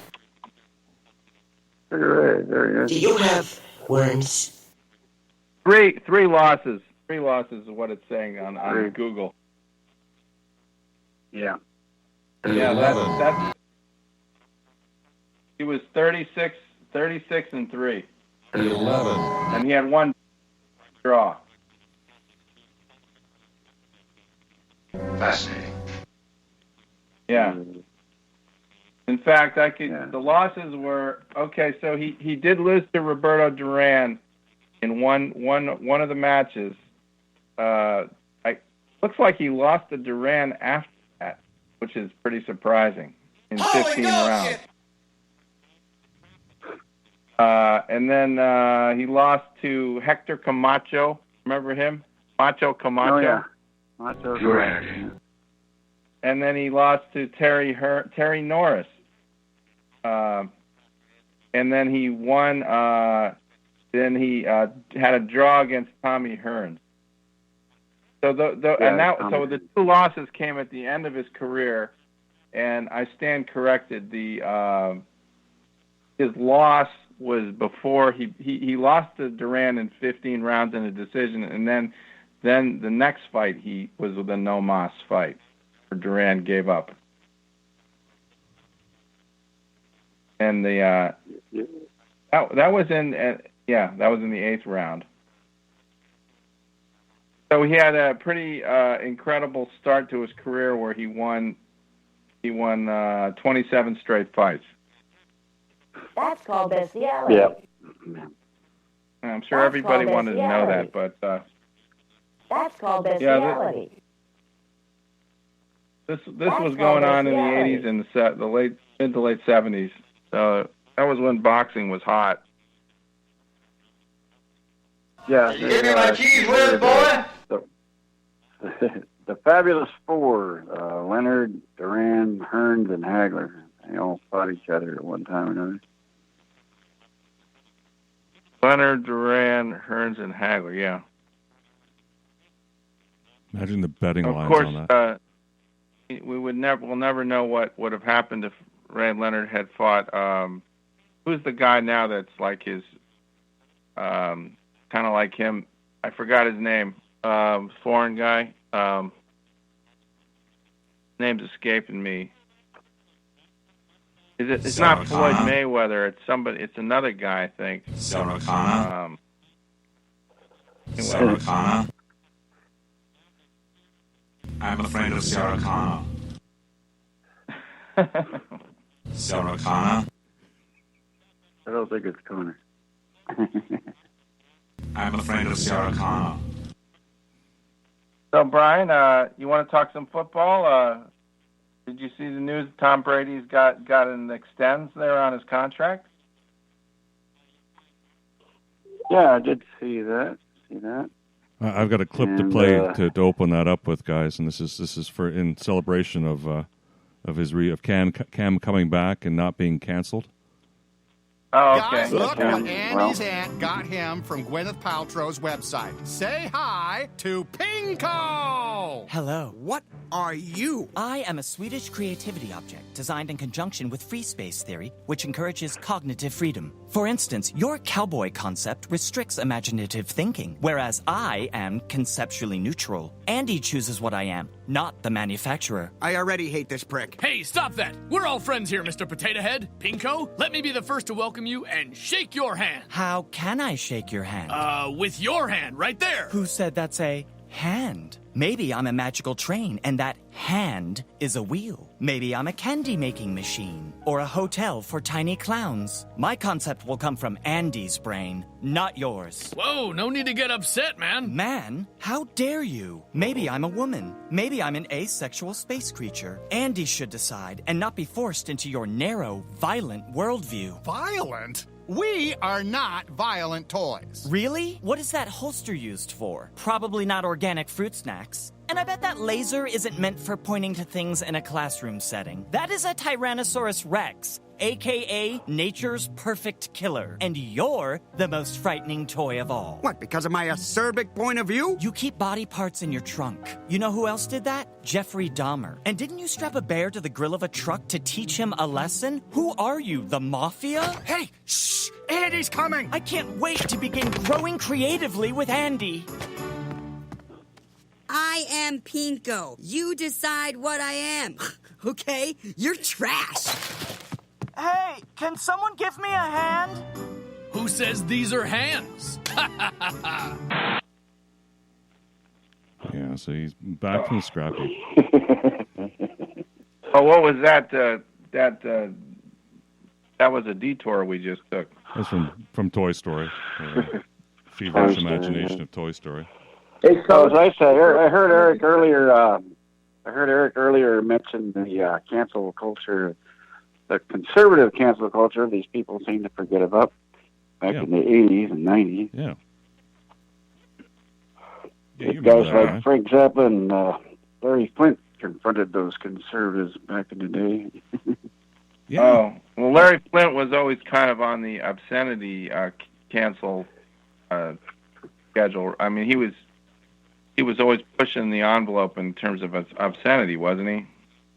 With Hustler. Yeah. And Screw. Yeah, he was confronted by the mostly conservative Christian types. Remember Screw magazine? Yeah. And they had another one called We, Q-U-I, We magazine. I never read it, Eric. I guess you can fill us in on what was going on with that magazine. A Playboy's a Playboy's a Playboy. It's just it's all the same idea. Yeah. I don't remember much about the first Playboy. I think or Penthouse I ever got was the one with. Wasn't there one with Wade Boggs in it where he gave an interview about the Margot Adams thing? I believe there was. Yeah, I think I actually bought that one. I was so curious. You wanted the interview so badly? Wade Boggs. Yeah. Well, speaking of Wade Boggs, let me just get this one in here. This is Frank's taste test from the week, and this is for Jose Canseco. And Frank is living rent-free in Canseco's head somehow. Did you know that? Got another envelope. I got another envelope. I got another envelope. Let's see what's in it now. All right. We got a letter. More Jose Canseco cards to sign.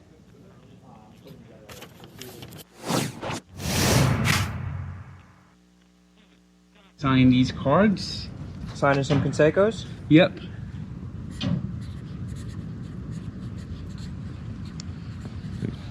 Putting an arrow to Canseco's head and writing down rent-free. This other one out. Rent-free. Yeah, his 1982 Collector Series baseball card. You're probably making them worth more money now that you're signing them. Yeah, they're definitely in the common bin now. Come on, why can't I get this out? You should have a boxing card. Him laying on the canvas like Sonny Liston. Oh, what a joke. What a joke this guy is. Down goes He Fraser. fought somebody, didn't he? Forgot about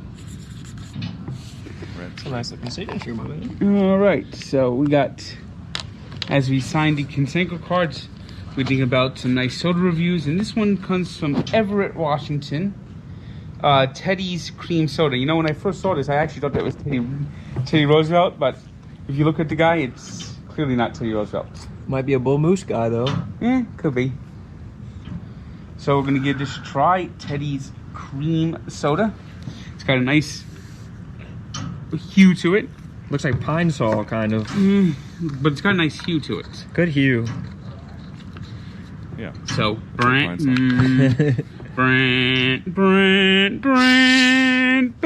boom, boom, boom, boom, boom. Ooh. Good smell. Ooh, ah, ah. Sipping it. Any guesses? Smooth. It's a smooth. It's a smooth cream.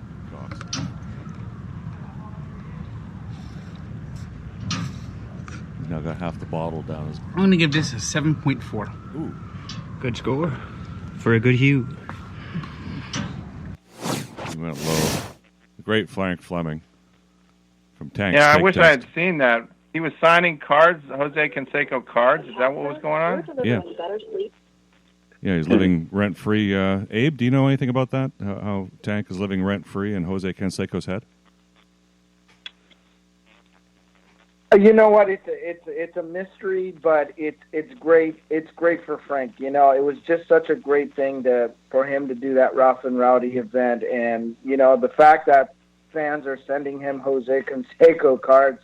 I mean, that was a couple weeks ago, and people are still sending him Jose Canseco. So he may live that one out. You know, I don't know if it'll live out as much as NJ Transit, but I mean, it's looking like that one's here to stay.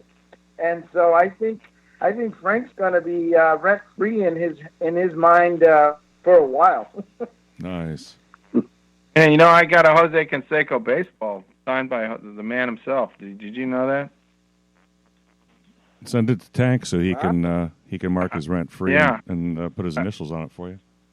I wish it was the one that hit off Canseco's head that went for the home run. Remember that? That's probably his most famous thing. Who got that one? I did Google him and pulled up some information on his boxing career. You guys know either of the two celebrities that he fought when he boxed? Danny Bonaducci. Danny Bonaducci, right? Yeah, and he and it ended in a draw. Yeah. Can you believe it? That was a pre-negotiated settlement, by the way.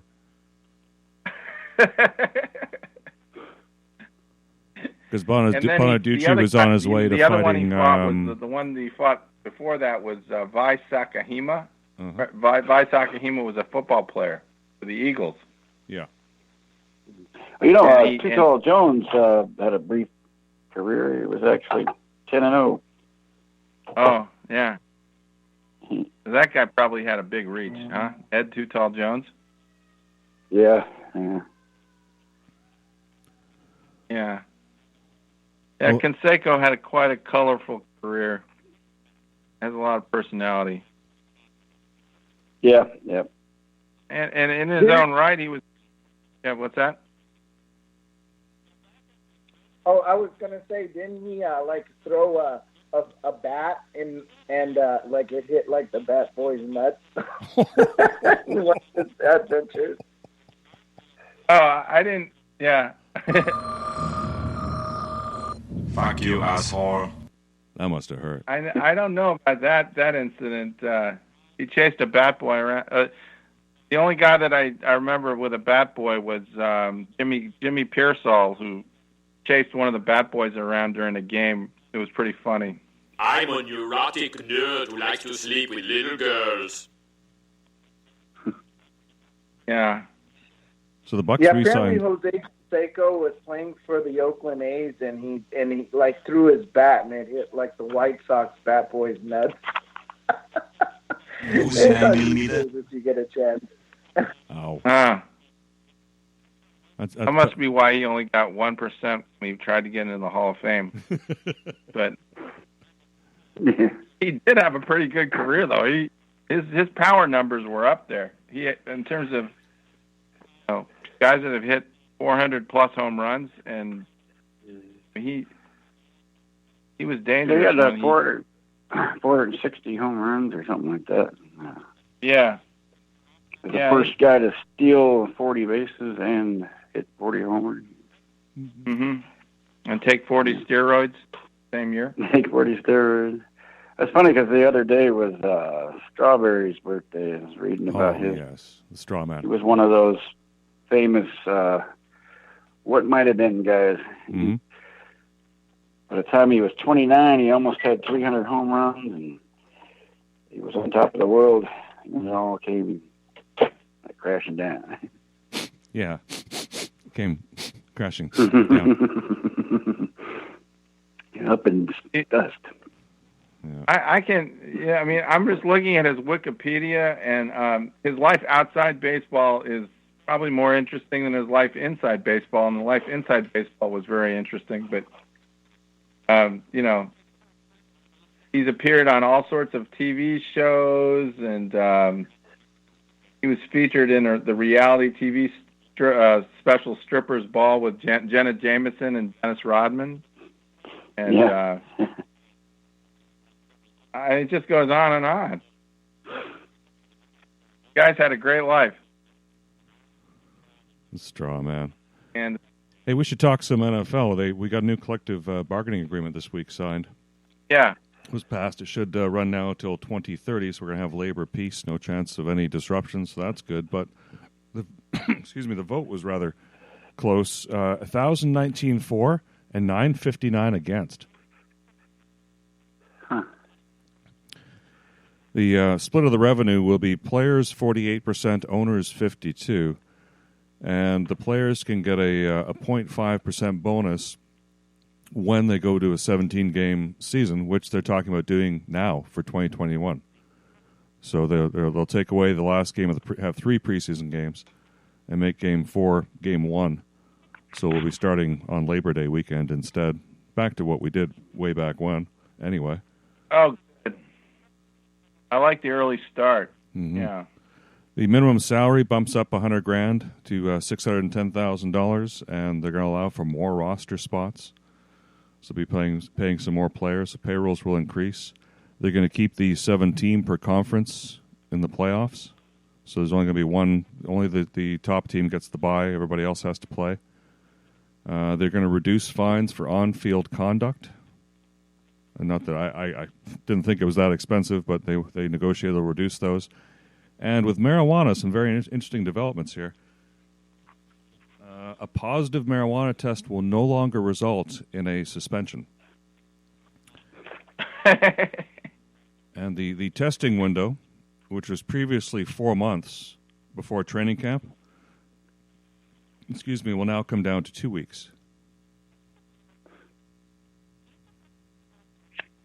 So that's... I figured the marijuana thing would probably be going away.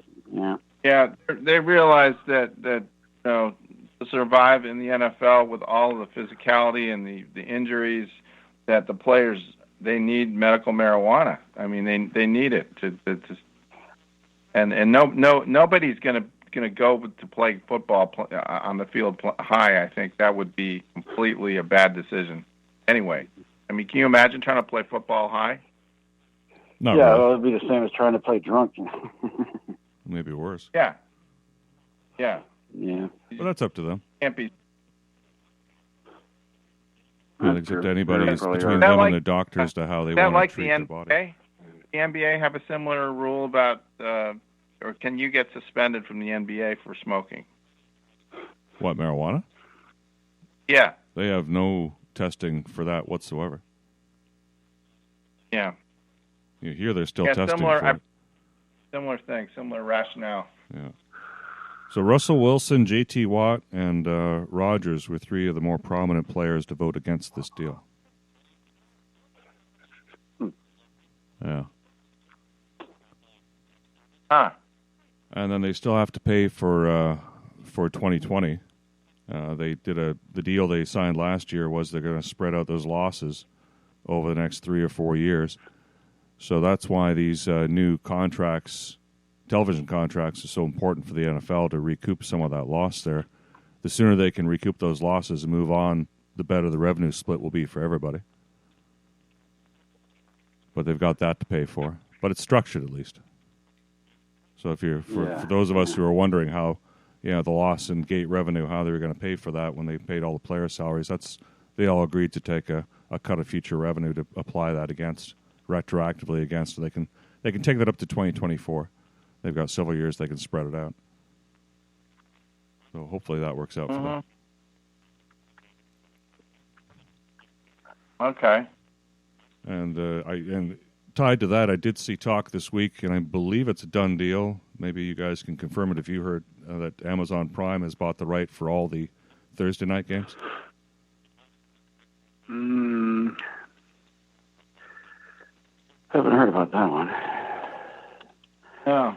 No, Amazon Prime is getting into football. Well, they've been playing. Are we going to be able? Is anybody going to be able to watch that, or do you have to become a member of Amazon Prime? That's it. Yeah, get your Amazon Prime membership. Mm-hmm. So I have to join that.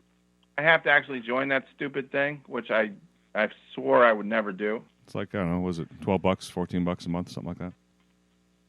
Something like that. That's the one where you get the free shipping when you order stuff. Yeah, free. Yeah, I had it. I had it off and on myself. I've got an Amazon TV actually. Yeah. I did catch a couple of games exclusively there last year. Mm-hmm. Well, that kind of sucks. That means I can't watch one of those Thursday games if the stars align correctly and I actually want to watch that. I got to join Amazon. Yeah, for 4 months. I know, Eric. You're like, just shut up and pay it. Well, no, I can bootleg it from those British gambling sites if I really need to. But this is one case where, it makes some sense. This is good marketing. Because if you use Amazon, all you got to do is order 1 or 2 things a month from Amazon, and it pays for itself that way. Then if you get the Thursday game, so no more having to worry about getting good reception on the Thursday game or not. You know it's going to come in. And then it has the other stuff that comes with Amazon, the Prime Video, which is, it ain't great, but given the benefits you're already getting, you get some access to a video library. It's pretty cool. Oh, here, I see something. Amazon wants to be exclusive provider of Thursday night starting in 2023. Oh, 2023. Okay, I was off my ears then. Okay, so we have some time before I have to do that. Yeah. Before you have to surrender to Jeff Bezos. Bow at his altar. Yep. Yeah, I just feel like they're trying to take over my life. Amazon, just like the freaking big tech companies have. They just impose. I remember I was disappointed when ESPN took the Monday night games for a while there, and I wasn't getting it. Well, none of us get it. It's not on regular TV anymore. Yeah, I don't watch Monday Night Football as much, but no. Yeah, those games should be You on. need to have they need to make that accessible to the general public because football is important. Public good. Yeah, public good, necessity of life. More important than healthcare. Almost, yeah. Almost. Right up there. Well, we got 5 minutes left. I don't know what else you want to talk about. We haven't talked about problems at the border, and I plan to close with the song from the Eagles, On the Border. Mm-hmm. Getting scary down there, guys. Yes, this crazy mess that got themselves into.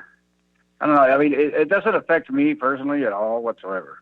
That's one thing. Well, it might at some point, but not right now. It's because, it's too far away physically from everybody, but it will start you'll start seeing it. This continues unabated. Yeah, it's bound to have some, obviously, social, economic impacts at some point. I don't know. It's just think about it. It's like any country that doesn't have control over its borders is falling apart. Yeah, but there's it's you can't say there isn't functional control there. This isn't millions there coming in. It's just in the thousands. I guess so right now, but right now. Yeah. Well, the worry is that it becomes overwhelming, and it doesn't seem like they can do anything about it. It's just Mexico can't. It is overwhelming in the sense of the children, the unaccompanied minors, and that's which the system is not prepared to accept. And we can understand, how the Biden administration wanted to break away from the previous administration's policies and try and put their, the Democratic, mother heart on it, and say, well, we're going to be compassionate.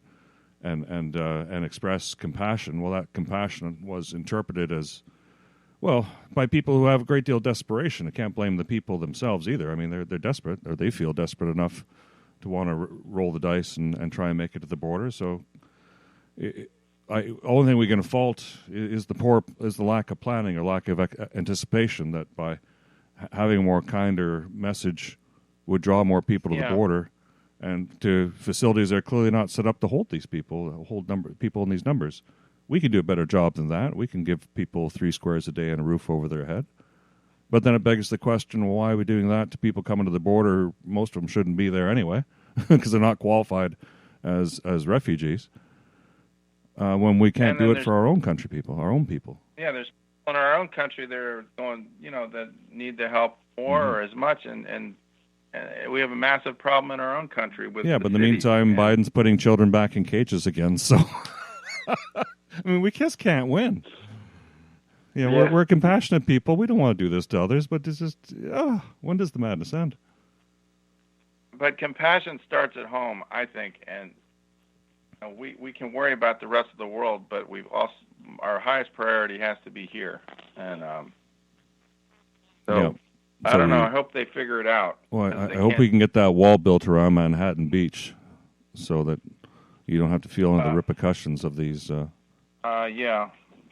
Well, you just see things like, catalytic converters being stolen right and left and home invasions increasing. And did you get yours back yet? Did you see that picture of those 110 they caught? No. Whoever's got it probably sold it to somebody else and made some money, and converter's probably been converted into something else. I don't know what they do with it, but they convert it. That's what it's called, a converter. Yeah, they convert it to hard cash, Bitcoin. Yeah, they're converting this. This is how Bitcoin is made. This is the real source of Bitcoin. Catalytic converters. Yeah, Bitcoin sales go up. Catalytic converter thefts increase. Yeah. So, are we at 11 o'clock yet, or do we still have some time? 10:59 and seconds to remain. Oh, okay. Well, you have the closing tune that I put up there in honor of what's going on in the Mexican-U.S. border. If you want to play that, it's one of the Eagles' early songs. I think it was the title track off the album was called On the Border, wasn't it? It's a great song. Yeah, it's a good song. And just thank everybody for coming in. Yes, thank you to everyone. Thank you, ChabDog. Brian for calling in, and Eric, great job with the production. And then, look excited about next week when we can talk about the NCAA tournament, which is going to be starting up early this week. Yeah, for sure.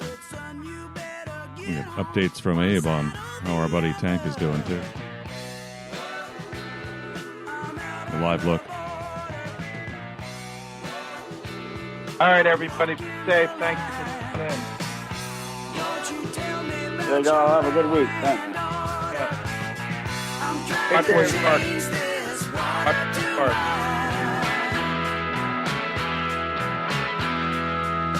After a hard day, I'm safe at home. Fooling with my baby on the telephone. Out of nowhere, somebody cuts in and said, you in some trouble, boy. we know where you